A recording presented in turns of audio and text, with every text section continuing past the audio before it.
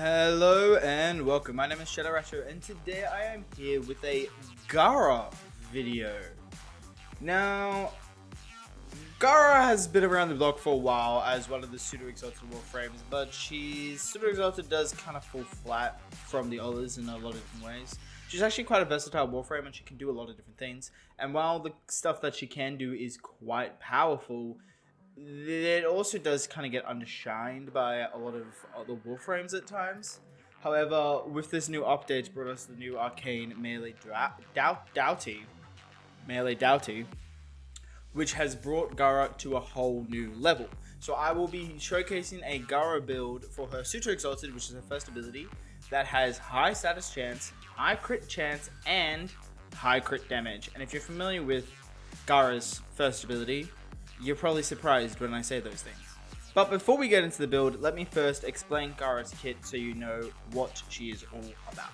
Gara's passive has a 50% chance to blind enemies whenever you cast ability.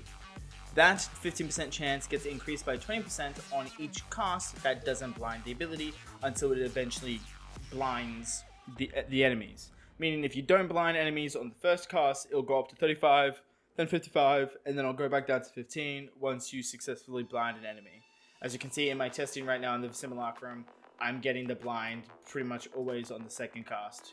Gara's first ability is a Pseudo Exalted. Now what does that mean?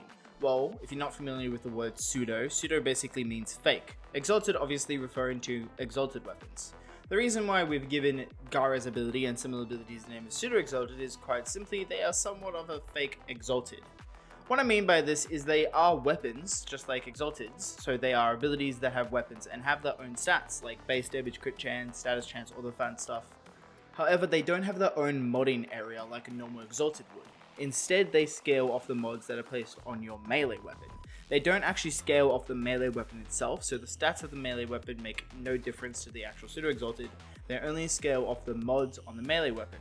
And they only scale off certain mods. For example, they don't scale off range mods, attack speed mods, or faction damage mods. If you wanted to increase the attack speed or range of a Pseudo Exalted, you would need to do that through casting speed and range mods on the actual Warframe itself. And there is no way to get faction damage whatsoever on a Pseudo Exalted unless you were using Raw. The way Gara's first ability works is by tap casting the ability, you will fire out a beam of glass that does entirely puncture damage. By holding the ability, you will instead do a swipe, which does entirely slash damage. The ability has a 0% crit chance, a 1x crit multiplier, and a 0% status chance, making it have the worst stats in the entire game out of the Pseudo Exalteds. And unlike the other Pseudo Exalteds, it does not build combo counter. So every other Pseudo Exalted will build combo counter when they hit an enemy. This Pseudo Exalted will not. Just like the other Pseudo Exalteds, however, the damage of the weapon does scale off ability strength, which affects the base damage, and it will also scale off your combo counter, which is a multiplicative base damage buff that Gara's first ability and all other Pseudo Exalteds get. The augment for this ability is easier to explain once we've covered Gara's fourth ability, as it directly relates to Gara's fourth ability and the synergy this ability has with it. Gara's second ability is called Splinter Storm. Pointing at an enemy or ally will summon a storm of glass around them. Pointing at neither an ally or an enemy will instead put the storm of glass around Gara herself. On allies, including on Gara, it will give a up to 90% damage reduction. It's 70% at base strength and it scales up to 90%. On enemies, however, it will make them 35% weaker to all forms of damage, scaling off strength. On Tenno and companions, it will create a damage area of effect around them that will do IPS damage to all enemies near it. On the actual enemies itself, not only will it create this IPS damage to all enemies near them, but it will also do the IPS damage to them as well. You can actually see just above my energy bar, it shows you exactly how much damage it does for the instance of the Splinter Storm that is active on me, not the Splinter Storm that is currently activated on an enemy or any other ally. For allies, it will likely show how much damage the Splinter Storm they currently have up on the buff area. The augment for this ability will give any ally affected by Splinter Storm a health regen over time, scaling off the amount of people that are affected by Splinter Storm. Gara's third ability is called Spectral Range. It will create a ring of mirrors that will make enemies enter into them and then be compelled to shoot at the mirrors. The mirrors will then be able to take damage, and upon taking enough damage, they will explode, dealing some damage to the enemies that it inflicts by them. If Spectral Rage, if Splinter Storm is currently in range of the mirrors when they explode, half of the damage that Splinter Storm does will be added to Spectral Range. As you can see, the damage of my Splinter Storm, will be added to Splinter Storm, not Spectral Range. You can see the damage that my Splinter Storm is going up. And that damage lingers for the entire duration of the ability. And it doesn't just work for my version of Splinter Storm, it will increase the damage of any Splinter Storm placed on an ally or an enemy that is within range of the mirrors when they are destroyed. The augment for this ability will make it so that enemies that are killed within the reign of the mirrors will have a 50% chance to drop energy orbs on death. Gara's fourth ability is called Mass Vitrify. Tapping the ability will create a wall of glass around you. You can tap the ability again like I just did to make the wall smaller in range. When the ability is initially cast, the wall will expand outward for a set duration, which scales off ability duration, making it as big as it can for as long as it is expanding. And like I said, you can make it shorter by tapping the ability again as it's expanding. If you jump up in the air and cast the ability,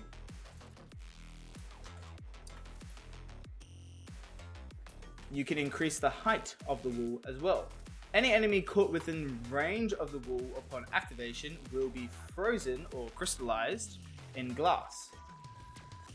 It's kind of hard to see with the AI paused, but they are crystallized, make no mistake. The wall is broken up into 12 segments, each with their own health bar. Enemies will not be able to shoot through the wall or walk through it, but they can break the different segments by shooting at it or meleeing at it. And when the segment breaks, it will leave a gap within the wall, which enemies will then be able to shoot or walk through. The health of the wall has a base value, which does scale off strength, and will also gain additional health, scaling off Gara's armor value. In addition to this, it will also gain additional health from every enemy that is crystallized within it. Casting Shattering Lance on Mass Vitrify will make it explode, dealing damage to all enemies within range. In addition to this, casting Mass Vitrify will reset the duration of Shattering Storm. As you can see, my duration was reset, and the damage that it does from the explosion caused by using Shattering Lash on it, 50% of that damage will be added to the damage that Splinter Storm does, allowing you to reset the duration of Splinter Storm and continuously stack up the damage more and more, until you can actually do some quite good damage with the ability. The augment for Shattering Lash, Gara's first ability, will make it so that using Shattering Lash on Massive Vitrify will inflict all enemies infected by the explosion with Splinter Storm with 100% of the ability strength. That scales off your mods, like what the actual ability does at base, not what your stored damage from Shattering Lash is personally on you. Mass Vitrify itself does not have an augment. Okay, now that you understand Gara, let's talk about this build setup. So as I said, this is a build setup using her first ability, her Pseudo Exalted, for DPS. And if you remember, when I was explaining her first ability, it has terrible stats. It doesn't build combo counter, it has a 1%, it has a 1x crit multi and 0% status and crit chance. How have we gone about fixing this? Well, just like other Pseudo Exalteds, while it doesn't scale off the base damage stats of a weapon that is currently being used as a stat stick, what it does do is scale off Incarnon perks like the Ceramic Daggers perk that gives it increased crit chance or increased status chance. Magnastar is another MK1 bow, which was originally what was used for Gara. The way these evolutions work is they give it a flat number to the crit chance or status chance that can then be scaled with mods. And so with Ceramic Dagger, for example, which is actually the weapon we are using, we can use this evolution right here, which will give the weapon a base 30% status chance, which will then increase the starting status chance of Gara's first ability from 0% to 30%, and then scales off mods with the 30%. So that's how we get our status chance. And do remember that the tap of the ability, which I highly recommend you would go into the invert settings to make it the tap version of the ability, does 100% slash damage, which is a very good status effect. But how are we getting crit chance? Well, the crit chance is easy. All we're doing is the Helminth ability, Wrathful Advance. The way Raffle Advance works is by tapping the ability on an enemy, you will teleport to them and perform a heavy attack. However, you can also hold the ability, which will make you teleport anywhere. If you go in the inverted settings, you can make it so that tapping the ability will simply just teleport you either to a random location, or you can also tap the ability to teleport to an enemy and perform a heavy attack. In addition to the teleportation, each time you get teleported, you will be given a absolute crit chance buff, which means it's a flat number after mods, different from the flat status chance we get from the Ceramic Dagger Incarnate 4th evolution, meaning mods don't scale off it, it is put on the weapon after mods. For melees, the Helminth version ability will give 100% absolute crit chance buff at base strength, meaning with 200% you will be getting guaranteed orange crits, 300% guaranteed red crits. And then lastly, how do we go about increasing our crit damage, since Gara's crit damage is only 1 times. And while that's not 0, meaning it can actually scale off mods, 1 times means it's going to scale very poorly off mods. Well, that's where the new melee arcane, Melee Doughty, comes in. You see, the way Melee Doughty works is at max rank, it will give you a 1 times absolute crit damage multiplier for every 10% puncture status chance your weapon does. Now, what do I mean by puncture status chance? Well, if we look at the base stats of the Ceramic Dagger, the Ceramic Dagger has a very high puncture weighting. It has a 90% puncture weighting. If we hover over status chance over our modding menu, we will see that it has a 2% chance to inflict impact on every hit, and it has an 18% chance to inflict puncture on every hit. This means that the puncture status chance is 18, and a max rank Melee Doughty would give us a 1 times crit multi for this. Simply just by giving us the increased 30% crit status chance from the 3rd evolution, it means that we now have a 45% puncture crit chance, which means we would get a 4 times crit multiplier from Melee Doughty at max rank. Do note though that Gara's ability does not scale off the 20% that Ceramic Dagger has at base. It will scale off the 30% it gets from the evolution, and then any extra status chance it gets from mods, however. This means that with enough status chance, because of Ceramic Dagger's very high puncture weighting, we can end up getting a lot of crit damage solely just from Melee Doughty. In fact, we can be getting melee crit damage, be getting melee crit multis at like 15. In fact, at 12 times combo with Weeping Runes, we get a whopping 19.6 melee crit multiplier from Melee Doughty, and this is with a rank 1 Melee Doughty because I don't have a max rank 1. And a rank 1 Melee Doughty only gives you a 0.6 crit multi for every 10% of puncture status chance you get.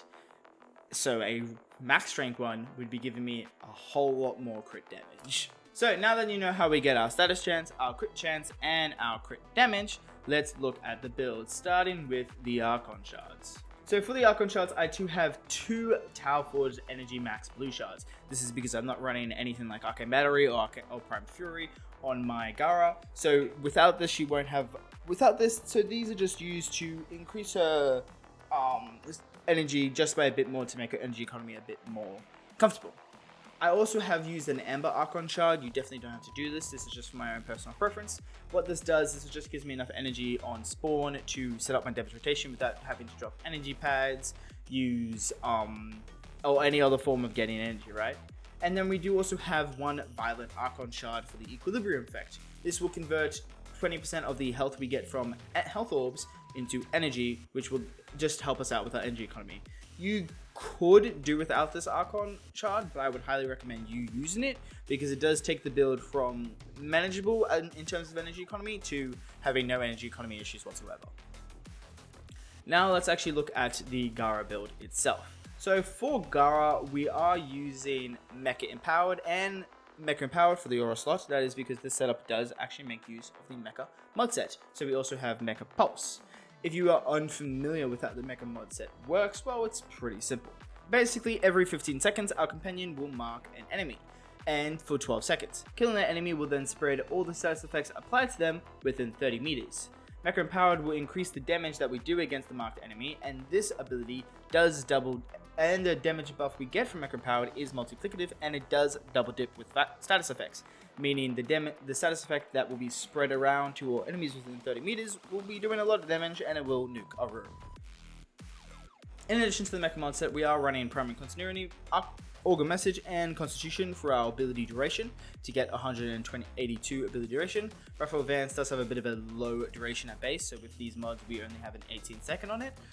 And we are using Transient Fortitude, which does lower our ability duration by 25% as well, so it does kind of balance that out.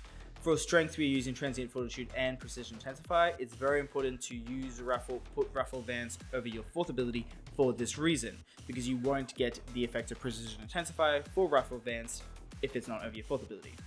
In addition to that, we also are using Malt Augmented, which at max stacks will give us 60% additional ability strength, and Arcane Crepuscular, which at a maxed variation of it will give us a 30% strength buff just by being invisible.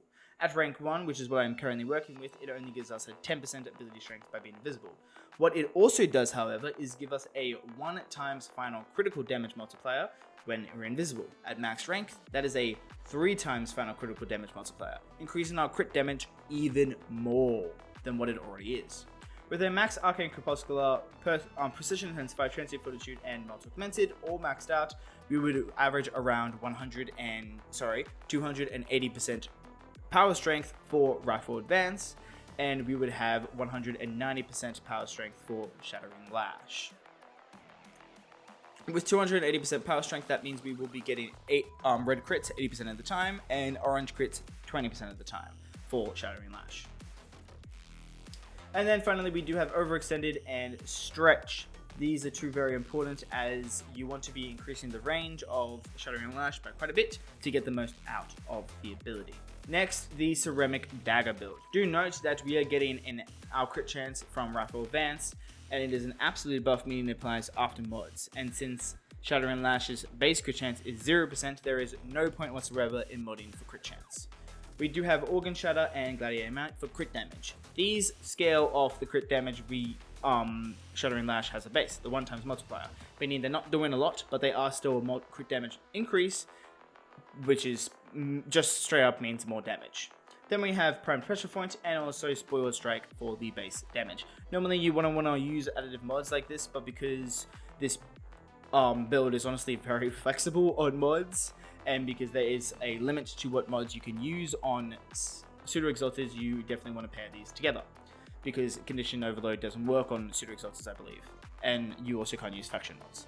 We obviously have Reaping Runes for the 440% crit chance buff at 12 times combo.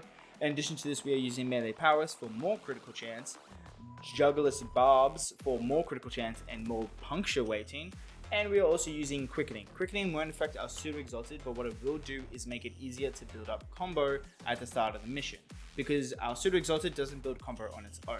We do have a way of working around this, but at the start of the mission, we will still need to use the actual weapon itself to build up combo. So with Quickening, as well as our buff, one of our buffs from our focus skill, we'll be able to build combo very quickly.